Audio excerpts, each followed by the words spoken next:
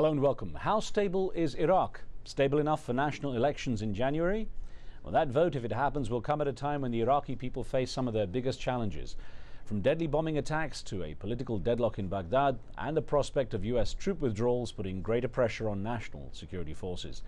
The vote planned for January was designed to give legitimacy to Iraq's central government and allow the US to start drawing down its troops next year, according to the timetable laid out by President Barack Obama. But a massive attack on Sunday that targeted the Iraqi Justice Ministry and killed 155 people has led to fears that some groups will attempt to destabilize the country and derail the vote. Politically, debates over Arab-Kurd relations and other aspects of the elections law could also lead to a delay. So today we ask, can the Iraqi elections be held in January as planned, and at what cost? Remember, you can join our conversation with your questions and comments. You can send an SMS or an email, and we welcome your phone calls on the show as well. Joining me for the discussion is Riz Khan, who served as spokesman for the Iraqi government and led a list of candidates in the previous Iraqi elections of 2005. He's currently a senior director at the National Endowment for Democracy, focusing on the Middle East and North Africa. And J. Scott Carpenter, a key advisor to Paul Bremer in the Coalition Provisional Authority in Iraq. He was also directly involved in the drafting of Iraq's interim constitution and the establishment of the interim government there. Mr. Carpenter served as a Deputy Assistant Secretary of State and is currently a fellow at the Washington Institute for Near East Policy.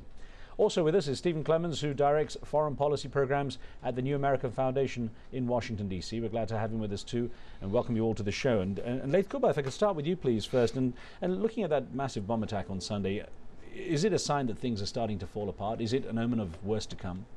No, I think it's a sign that violence plays in politics, and it was putting pressure on Baghdad. The group that did it might have used Al-Qaeda.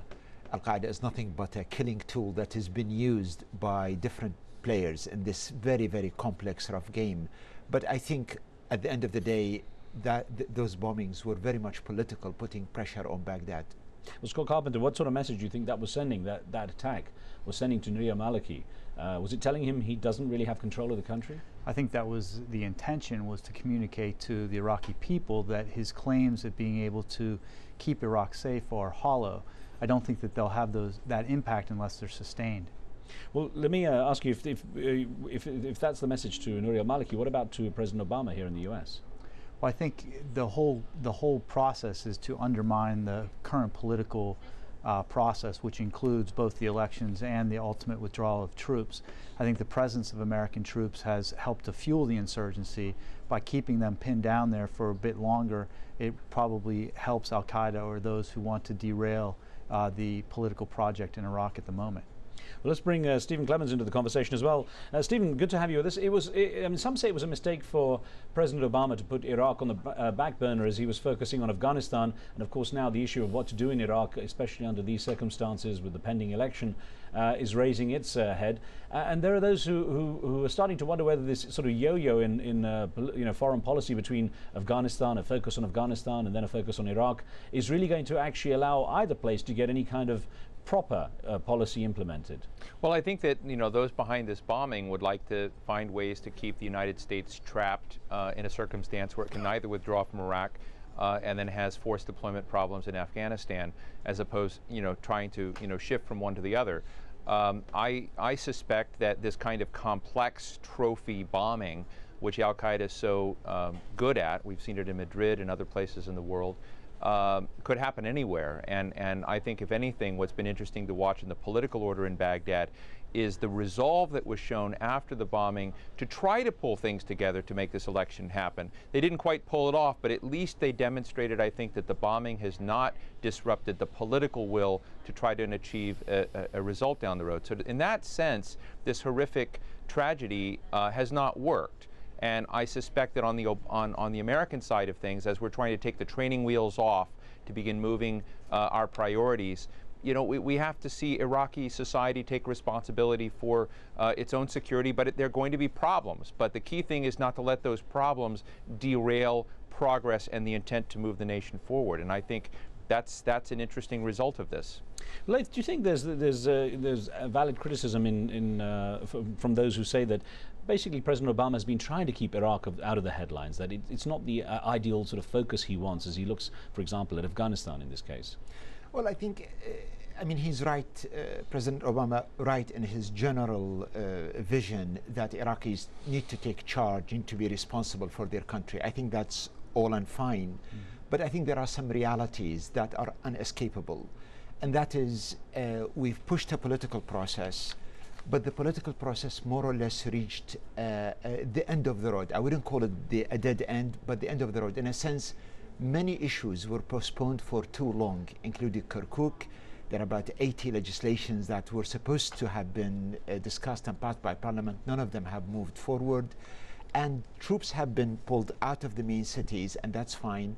But those issues are going to haunt the politicians and the political process. And I think it's premature to assume that American troops can pull out of Iraq on schedule. I was wondering, based on what's been happening, I mean, you know, maybe this is just a tool, as you say, Al-Qaeda is used as a tool, a killing tool here, but is President Obama going to have to consider rethinking his withdrawal policy? You see, even if there wasn't Al-Qaeda, I think there are issues inside Iraq that are volatile.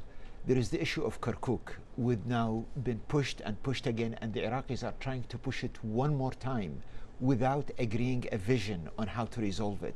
This can lead to civil war. This can lead to fightings amongst Iraqis, irrespective of Al-Qaeda. So I think potentially there are issues there. What makes it more complicated is you have Al-Qaeda in the equation. I want to get onto the election in a second, but Scott, I was going to ask you, do you think that the large footprint of you know, troops and foreign workers, aid workers, the large foreign mass in Iraq is almost an excuse for the insurgents, a target, I mean, an excuse for them to continue the attacks? Well, I think what's interesting is that Al-Qaeda is no longer targeting American servicemen and women. I mean, the attacks on our soldiers are way down. In fact, they're going after the symbols of the Iraqi government, which I think shows an evolution in their thinking. This may be taking hold. They need to do what they can to derail it. Let me ask a question that came by from our Facebook page, and I put this to Stephen Clemens here. This came from Ninve Albazi in California, Stephen, this here in the US. And Ninve says, the longer the US military stays, the more terrorists will come in Iraq to fight. If they leave, more bombings over power will occur. Either way, the Iraqi people will suffer. How do you feel about that, the presence of the US presence actually being a trigger for these kind of attacks? Well, I think that there are some people in society, and we've seen it throughout the Middle East, that react very viscerally and negatively to the sense that they're being occupied by foreign troops. In Afghanistan, it's one of the things that's driving Pashtun resistance beyond the question of the Taliban. And so I think it would be wrong to argue that, in fact, the American troop presence doesn't drive some violent minorities. I think on the whole, Iraqi society has felt as if the United States has done more beneficial things recently, and so those feelings are not as widespread. But certainly there are people like Robert Pape at the University of Chicago and others that have shown that foreign troop deployments do drive a kind of drive suicide bombings, drive some of the more radical responses from society. So there is some truth to it. I don't think I would agree with the decibel level of the questioner's comment, though. Well, this came in via Twitter to us from a viewer by the name of Musharraf Zaidi, who says, even with stability in Iraq, does Maliki have the sense to ensure a free and fair process? Is it even up to him? Well, I mean, the good news is there is sufficient, I think, awareness and organization in Iraq to have elections that are, generally speaking, fair and free. I think the last elections had a high turnout, about 70%. Of course, there were cases of fraud, but by and large, I think it was representative. So that's on the good side. But I think on the negative side, even if you have representatives in parliament, the system is in a gridlock because it's a parliamentary system, not a presidential system. It does not produce an effective executive that takes the country and move forward.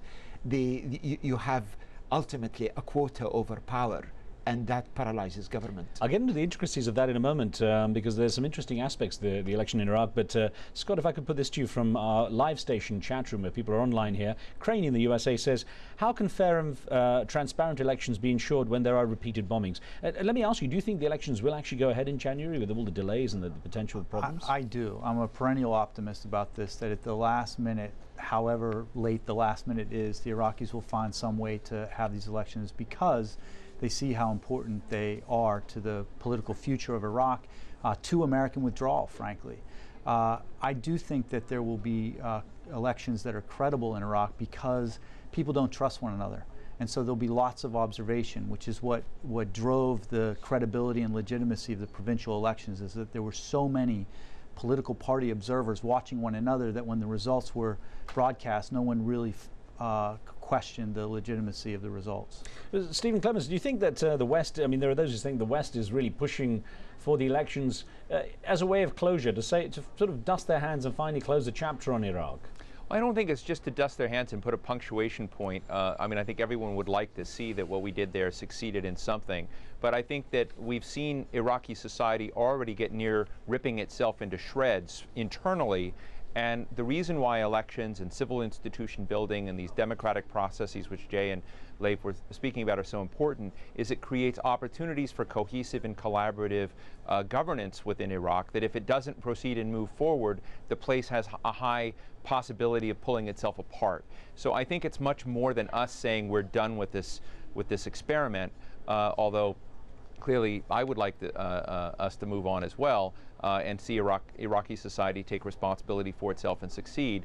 But on the other hand, I think that this is an important part of showing that the Iraqi government can have some durability and sustainability after we begin to, much more greatly downsize our troop presence. We have this that came in. I'll put this to you, Leif, please. This comes in from Facebook as well, and it's from Cambodia, where a viewer by the name of Heidi Ajlani in Persat says, "We were warned of the United States' prolonged military presence when Obama spoke of Iraq. The new excuse, Iraqi people and their government are to blame for the inability to govern themselves." Now, do you believe that the elections are definite? And looking at this idea that Iraq has too much of an issue in trying to govern itself, what's your view? Well, I mean, two things. Number one, elections I think will take place. That's not the issue. And yes, there is a problem currently in finding the right formula on how Iraq should govern itself.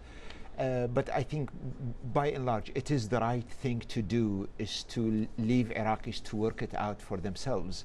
However, that does not mean walking out. I think it's really too idealistic. I think that will create enough power vacuum and might lead to escalating violence, where the US has to send back some troops and intervene again. Scott, there is the complication, isn't there, that it's an argument over the open list system or the closed list, where it's voting either for individual politicians, or voting for parties, which is largely where it's positioned right now. Mm-hmm. What would be the impact of allowing people to vote for individuals? What impact would it have in a country where there is the kind of sectarian division that we see in Iraq?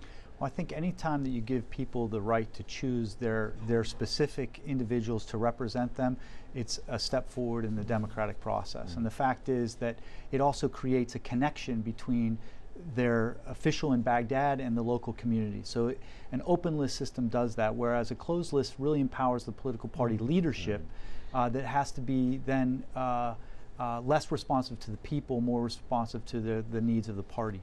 Yeah, if I can comment on this, I think it's a very important point. Last elections took place were provincial elections, and the results took everybody by surprise. I think if they adopt an open list, the dynamic of not only who's going to come, but what configurations, what alliances will come afterwards in Parliament is going to surprise everybody. Because if they do that, the open list, then no one controls the outcome, and it's going to be more democratic and far more promising than the way it's been locked in the past. Actually, Stephen Clements, this is an interesting issue. I mean, there's the fact that the issue of how the election law should go ahead is one thing, but there are those who believe that there's something of a conspiracy to try to delay the elections because of this argument over having an open list or a closed list as well. And then the role of the Iraqi diaspora. There was a lot of pressure put on the Iraqi diaspora to have a bigger role. What impact do you think the diaspora might have in this election? Well, diaspora politics are always complicated, and I try not to delve into them. I think that there is an issue of concern that there's external meddling going on inside Iraq, exhibited through various sort of agents. But I think, as Leif said, there are enough problems trying to get a consensus around Kirkuk, the division between the Turkmen and the Arabs and the Kurds, and how to proceed in some fair way, that there are other issues with regard to open and closed lists that are of themselves, even before you move to external players wanting to influence the process, are quite complicated, and I think have been put on the back burner for too long. So while I share Scott's enthusiasm for the elections, at the same time I sort of look at the fact that, wow, how are they going to get a consensus around any of these issues early enough to actually make this a practical reality? And I guess I remain slightly in the skeptical column, though I'd like to be where he is. With the diaspora, I suppose that as we've seen with many other national diaspora, there will continue to be a large influential effort outside the country to try to manipulate how people see their agents within the government. And because so many wealthy and educated and powerful people have been run out of Iraq, you can't discount their significance. Right. Well, we're going to take a very short break here, gents. Don't go away. More of our discussion in just a moment. We'll be right back.